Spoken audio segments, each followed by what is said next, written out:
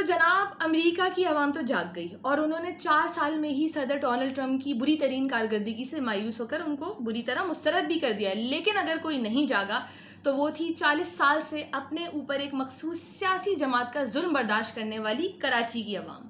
ये आवाम जब भी नहीं जागी जब अंग्रेज़ों के ज़माने से ट्राम और सर्कुलर सिस्टम चलने वाले इस शहर से 90 की दुहाई में सर्कुलर सिस्टम ही छीन लिया गया।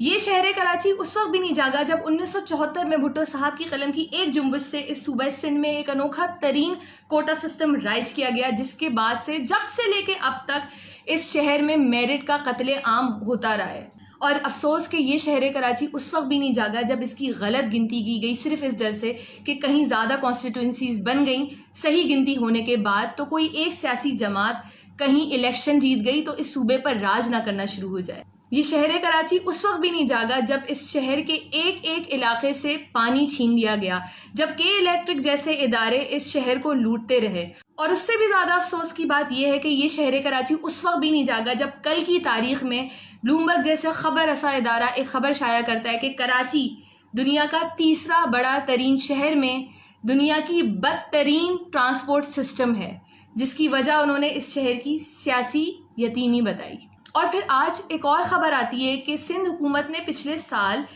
3 करोड़ लोगों की आबादी वाले इस शहर में 10 एयर कंडीशन बसेस मुतारिफ कराई थी, जो कि वसाइल ना होने की वजह से उन्हें बंद करनी पड़ गई, जिसे गलती से शेयर करने की मैंने जुर्रत कर ली तो मेरे एक मासूम भाई ने कुछ इस तरह मुझे आकर लिखा कि वो दुआ करते हैं कि मुझे दिल का आर्जा हो ताकि मैं सिंध में NICVD जाकर अपने दिल का मुफ्त इलाज कराऊं। फिर वो दुआ करते हैं कि मुझे जिगर का आर्जा हो, जिसके बाद गंबट के अस्पताल में जाकर मैं अपने जिगर की मुफ्त पेवनकारी कराऊं। तो मेरे इन मासूम भाई को मुझे बताना बहुत ज़रूरी है कि चाहे कोई भी हुकूमती इदारा हो, वो जब मुफ्त में इलाज करता है तो वो पैसा हुकूमत अपनी जेब से नहीं देती, ये आपके ही टैक्स का पैसा होता है। तो और उनकी याद दहानी के लिए ये भी बताना बहुत ज़रूरी है कि कराची वो शहर है जो सूबा सिंध का 95% रेवेन्यू जनरेट करके देता है। तो ये जो गंबट और NICVD में भी मुफ्त इलाज हो रहा है ना, तो मेरे भाई इसमें भी कराची का पैसा लगा हुआ है। और सिर्फ यही नहीं,